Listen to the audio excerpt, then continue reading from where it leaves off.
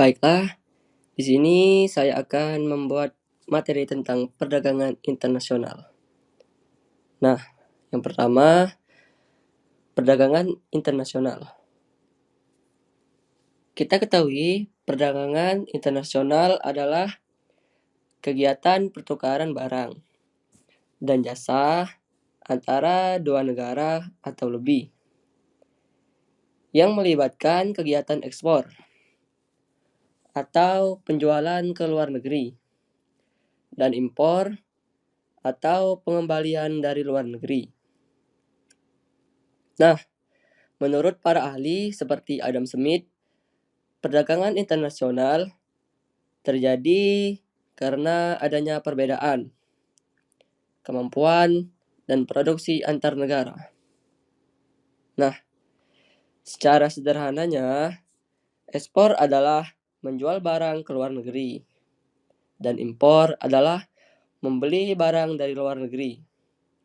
Contohnya adalah Indonesia mengekspor kopi ke Eropa. Contoh keduanya adalah Indonesia mengimpor barang dari luar negeri atau membeli barang dari luar negeri dengan ruang lingkup perdagangan internasional. Nah, perdagangan internasional mencangkup beberapa hal penting. Yang pertama adalah perdagangan barang, yakni meliputi barang fisik seperti makanan, pakaian, mesin, dan kendaraan. Nah, perdagangan jasa. Perdagangan jasa meliputi pariwisata, transportasi, konsultasi, dan pendidikan. Nah, sekarang kita masuk ke arus modal. Arus modal yakni adalah investasi asing yang masuk ke suatu negara. Berpindah tenaga kerja, contohnya tenaga kerja Indonesia bekerja di luar negeri. Yang ketiga adalah faktor pendorong perdagangan internasional. Yang pertama, perbedaan sumber daya alam. Nah, sudah kita ketahui perbedaan sumber daya alam setiap negara itu sendiri sangat berbeda. Yakni di mana negara Asia itu sangat dominan dengan curah tropisnya yang tinggi. Dan kalau negara-negara luar, curah tropis iklimnya sangat rendah. Nah, setiap negara memiliki kekayaan alam yang berbeda. Contohnya Indonesia, kaya akan tambang dan hasil lautan. Yang kedua adalah Arab Saudi, yakni kaya akan minyak. Nah, berikut adalah perbedaan iklim. Iklim sendiri mempengaruhi hasil produksi. Contohnya negara tropis menghasilkan kopi dan kelapa. Negara subtropis menghasilkan gandum.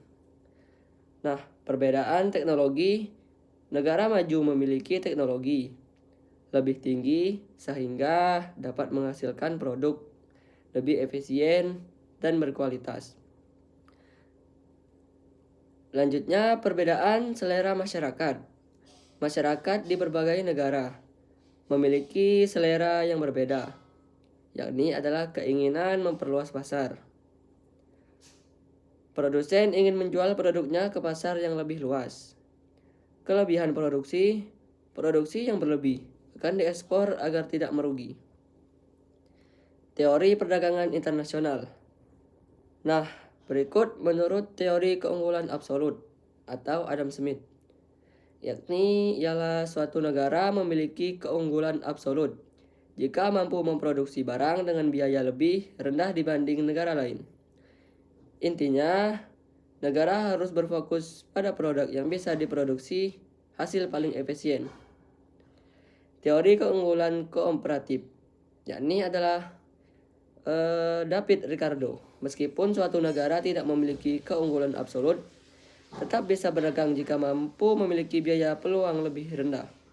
Intinya, fokus pada produk dengan pengorbanan paling kecil. Tetap bisa untung walaupun tidak paling unggul. Nah, kita masuk ke teori modern atau Hertz-Ohlin. Teori ini menyatakan bahwa negara akan mengekspor barang yang menggunakan faktor produksi yang melimpah. Contoh, negara dengan banyak tenaga kerja, ekspor barang padat karya. Negara dengan banyak modal, ekspor barang teknologi.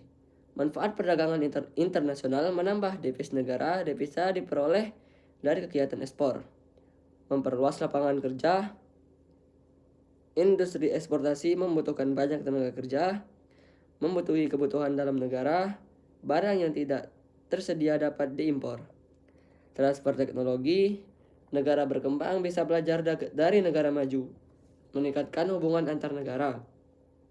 Perdagangan menciptakan kerjasama internasional, efisiensi produksi, negara fokus pada produksi yang paling efisien.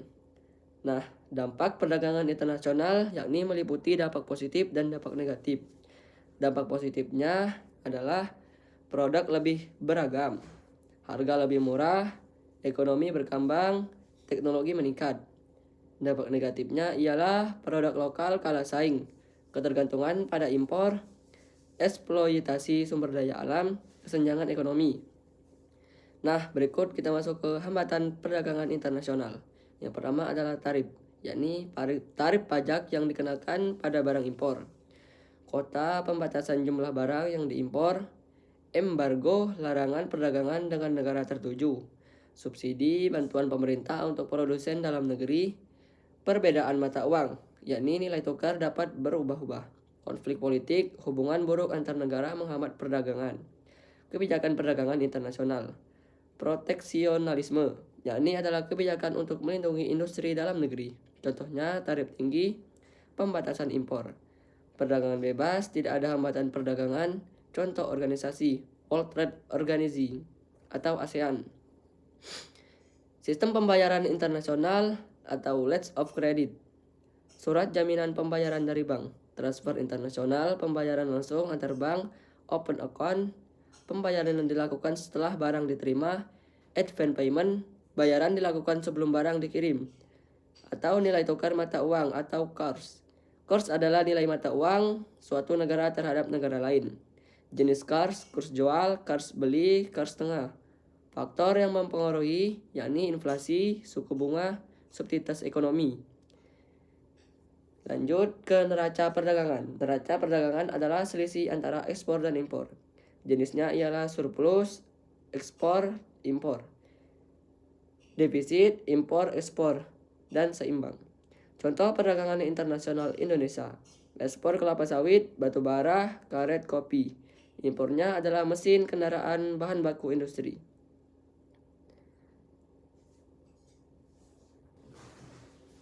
Nah, sekarang kita masuk ke arus modal. Arus modal yakni adalah investasi asing yang masuk ke suatu negara. Berpindah tenaga kerja, contohnya tenaga kerja Indonesia bekerja di luar negeri. Yang ketiga adalah faktor pendorong perdagangan internasional. Yang pertama, perbedaan sumber daya alam. Nah, sudah kita ketahui perbedaan sumber daya alam setiap negara itu sendiri sangat berbeda. Yakni di mana negara Asia itu sangat dominan dengan curah tropisnya yang tinggi. Dan kalau negara-negara luar, curah tropis iklimnya sangat rendah. Nah, setiap negara memiliki kekayaan alam yang berbeda. Contohnya, Indonesia kaya akan tambang dan hasil lautan. Yang kedua adalah Arab Saudi, yakni kaya akan minyak. Nah, berikut adalah perbedaan iklim. Iklim sendiri mempengaruhi hasil produksi.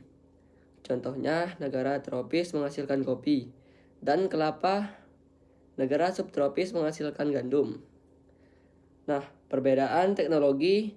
Negara maju memiliki teknologi lebih tinggi sehingga dapat menghasilkan produk lebih efisien dan berkualitas.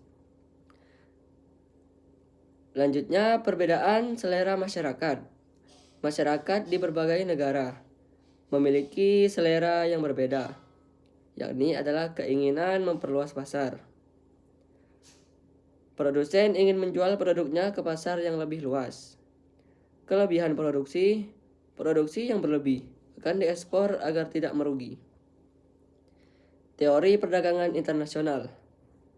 Nah, berikut menurut teori keunggulan absolut atau Adam Smith, yakni ialah suatu negara memiliki keunggulan absolut jika mampu memproduksi barang dengan biaya lebih rendah dibanding negara lain.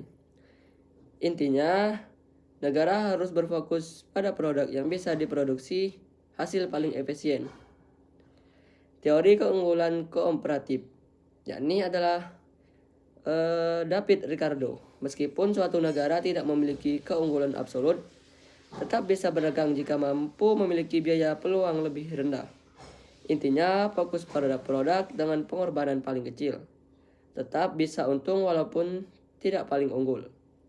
Nah, kita masuk ke teori modern atau Hertz-Ohlin. Teori ini menyatakan bahwa negara akan mengekspor barang yang menggunakan faktor produksi yang melimpah. Contoh, negara dengan banyak tenaga kerja, ekspor barang padat karya. Negara dengan banyak modal, ekspor barang teknologi. Manfaat perdagangan internasional menambah devisa diperoleh dari kegiatan ekspor. Memperluas lapangan kerja. Industri eksportasi membutuhkan banyak tenaga kerja, membutuhkan kebutuhan dalam negara. Barang yang tidak tersedia dapat diimpor. Transfer teknologi. Negara berkembang bisa belajar dari negara maju, meningkatkan hubungan antar negara. Perdagangan menciptakan kerjasama internasional. Efisiensi produksi. Negara fokus pada produksi yang paling efisien. Nah, dampak perdagangan internasional yakni meliputi dampak positif dan dampak negatif. Dampak positifnya adalah produk lebih beragam, harga lebih murah, ekonomi berkembang, teknologi meningkat. Dampak negatifnya ialah produk lokal kalah saing, ketergantungan pada impor, eksploitasi sumber daya alam, kesenjangan ekonomi. Nah, berikut kita masuk ke hambatan perdagangan internasional. Yang pertama adalah tarif, yakni tarif pajak yang dikenakan pada barang impor. Kota pembatasan jumlah barang yang diimpor. Embargo, larangan perdagangan dengan negara tertuju. Subsidi, bantuan pemerintah untuk produsen dalam negeri.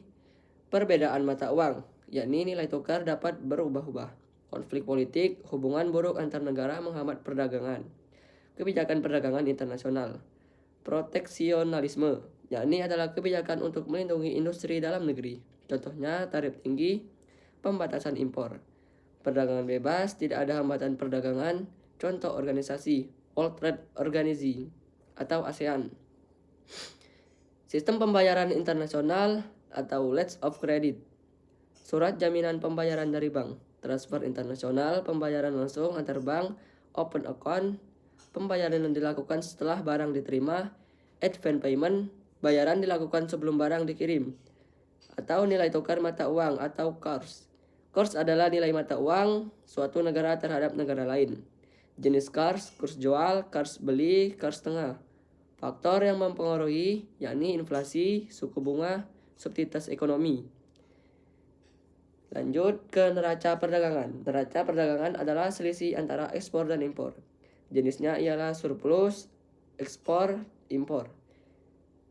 Defisit, impor, ekspor, dan seimbang. Contoh perdagangan internasional Indonesia. Ekspor kelapa sawit, batu bara, karet, kopi. Impornya adalah mesin, kendaraan, bahan baku industri.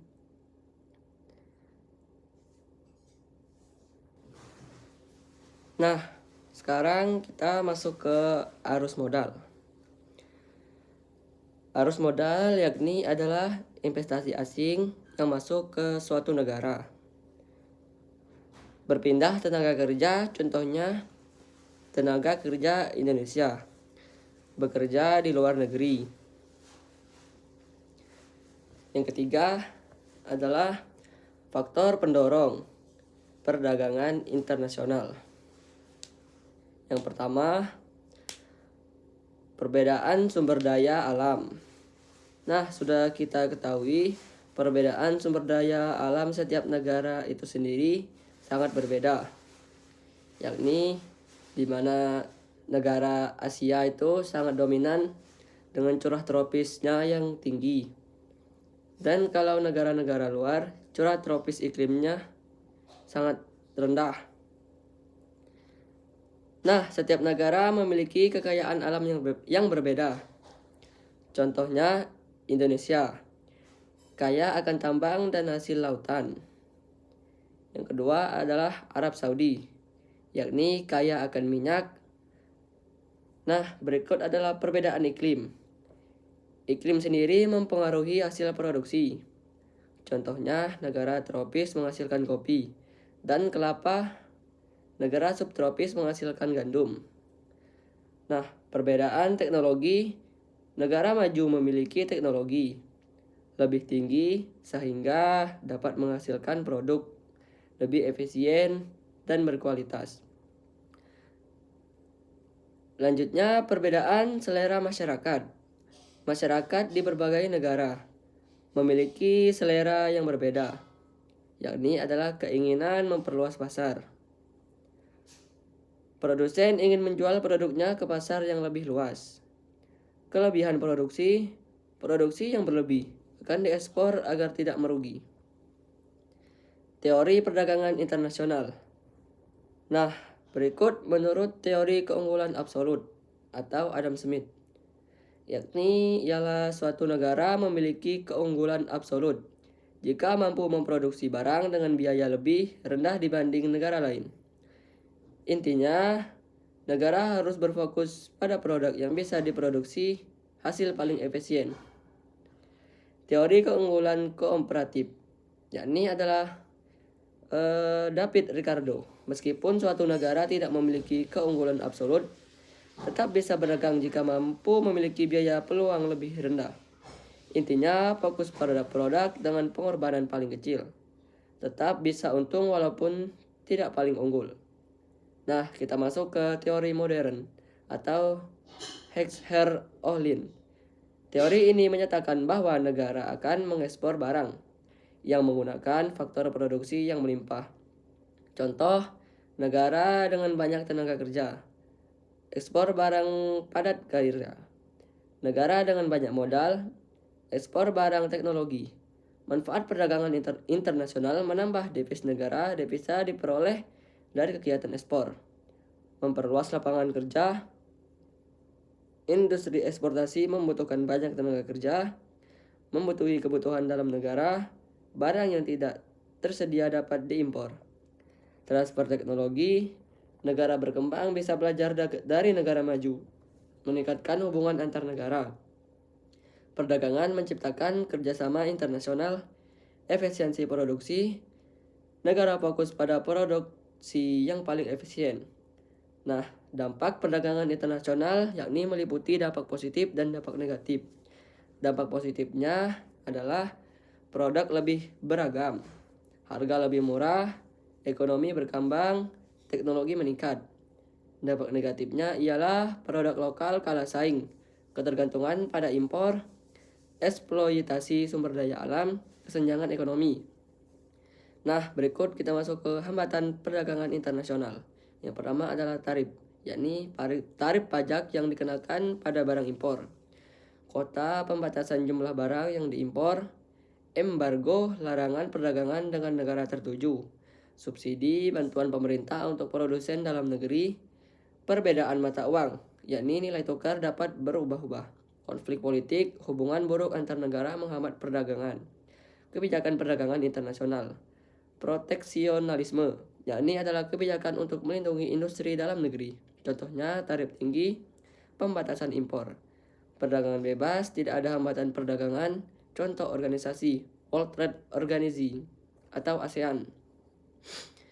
Sistem pembayaran internasional atau letters of credit, surat jaminan pembayaran dari bank, transfer internasional, pembayaran langsung antar bank, open account, pembayaran yang dilakukan setelah barang diterima, advance payment, bayaran dilakukan sebelum barang dikirim. Atau nilai tukar mata uang atau kurs. Kurs adalah nilai mata uang suatu negara terhadap negara lain. Jenis kurs jual, kurs beli, kurs tengah. Faktor yang mempengaruhi yakni inflasi, suku bunga, subsiditas ekonomi. Lanjut ke neraca perdagangan. Neraca perdagangan adalah selisih antara ekspor dan impor. Jenisnya ialah surplus, ekspor, impor, defisit, impor, ekspor, dan seimbang. Contoh perdagangan internasional Indonesia: ekspor kelapa sawit, batu bara, karet, kopi. Impornya adalah mesin, kendaraan, bahan baku industri.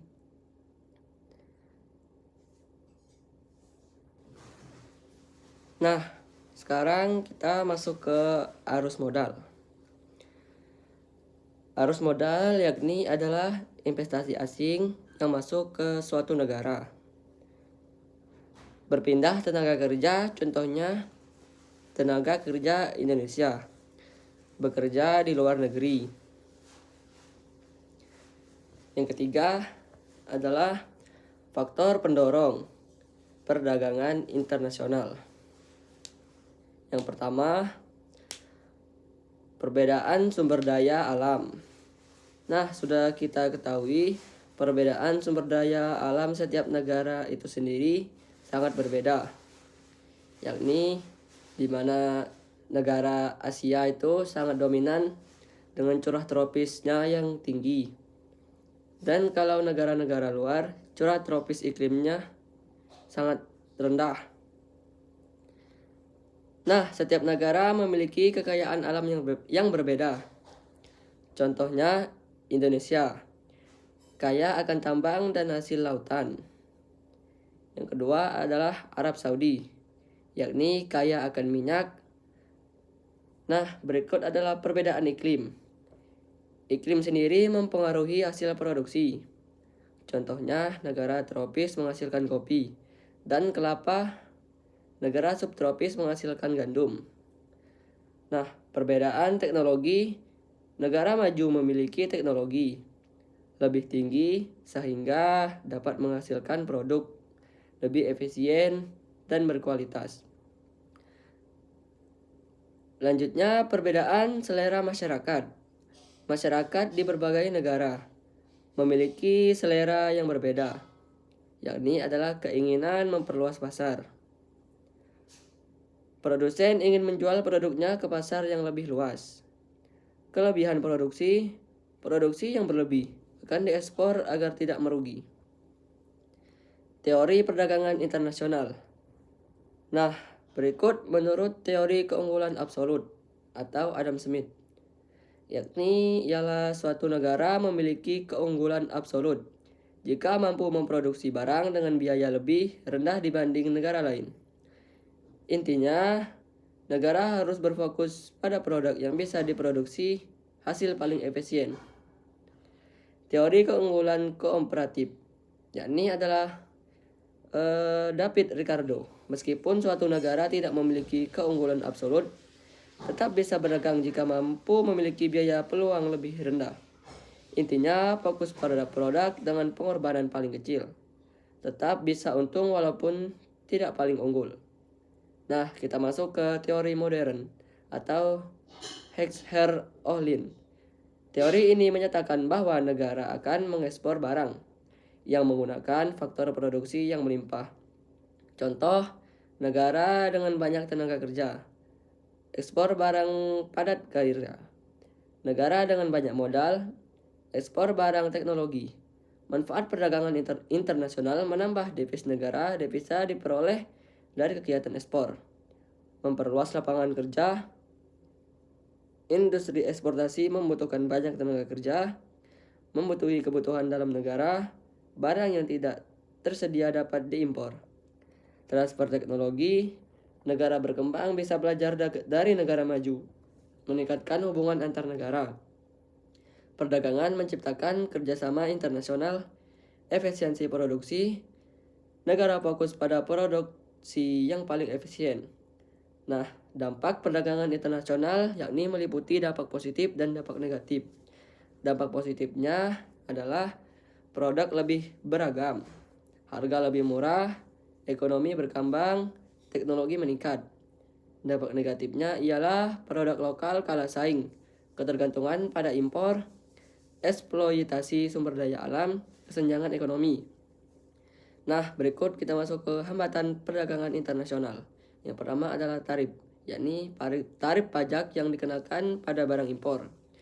Kota pembatasan jumlah barang yang diimpor, embargo larangan perdagangan dengan negara tertuju, subsidi bantuan pemerintah untuk produsen dalam negeri, perbedaan mata uang, yakni nilai tukar dapat berubah-ubah. Konflik politik, hubungan buruk antar negara menghambat perdagangan. Kebijakan perdagangan internasional. Proteksionalisme, yakni adalah kebijakan untuk melindungi industri dalam negeri. Contohnya tarif tinggi, pembatasan impor. Perdagangan bebas, tidak ada hambatan perdagangan. Contoh organisasi World Trade Organization atau ASEAN. Sistem pembayaran internasional atau letters of credit, surat jaminan pembayaran dari bank, transfer internasional, pembayaran langsung antar bank, open account, pembayaran yang dilakukan setelah barang diterima, advance payment, bayaran dilakukan sebelum barang dikirim, atau nilai tukar mata uang atau kurs. Kurs adalah nilai mata uang suatu negara terhadap negara lain. Jenis kurs jual, kurs beli, kurs tengah. Faktor yang mempengaruhi yakni inflasi, suku bunga, subsiditas ekonomi. Lanjut ke neraca perdagangan. Neraca perdagangan adalah selisih antara ekspor dan impor. Jenisnya ialah surplus, ekspor, impor, defisit, impor, ekspor, dan seimbang. Contoh perdagangan internasional Indonesia: ekspor kelapa sawit, batu bara, karet, kopi. Impornya adalah mesin, kendaraan, bahan baku industri.